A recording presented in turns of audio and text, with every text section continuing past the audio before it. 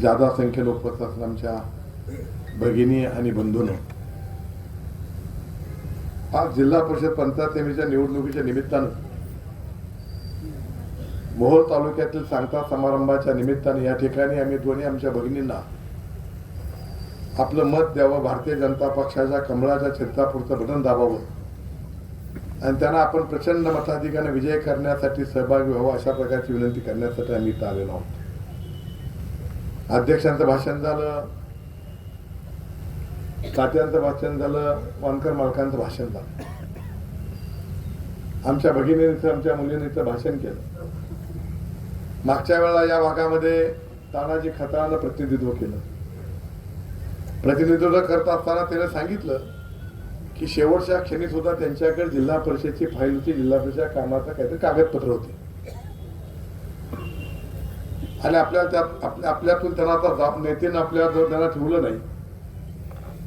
एका बाजूला मोहोळ तालुक्यामध्ये अखेरच्या श्वासापर्यंत समाजकार्य करणारे कार्यकर्त्यांची फळी आणि दुसऱ्या बाजूला केवळ टीका टिप्पणी करणे, निष्ठाही त्यांच्या डिक्शनरीमध्ये नसणे, लोकांना फसवणे, लोकांना गुमराह करणे, ग्लोबल नीतीचा अवलंब करणे आणि लोकांच्या मध्ये संभ्रम निर्माण करून आपला फायदा करून घेण्याचा प्रयत्न करणे, अशा प्रकारची एका बाजूला मंडळ उभा आहे.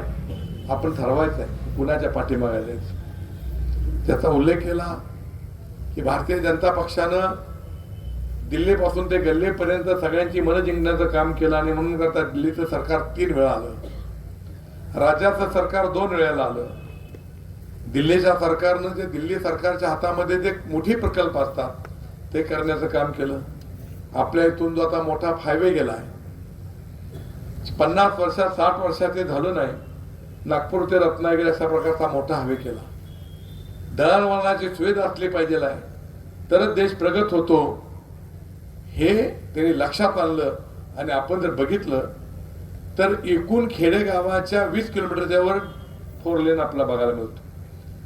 महाराष्ट्रापुरता मला देशाचं माहिती नाही, पण महाराष्ट्रामध्ये तरी चारी बाजूला एखाद्या खेड्यातून 25 किलोमीटर गेलं की 4 लेन 4 पदरी रस्ता आपल्याला बघायला मिळतो.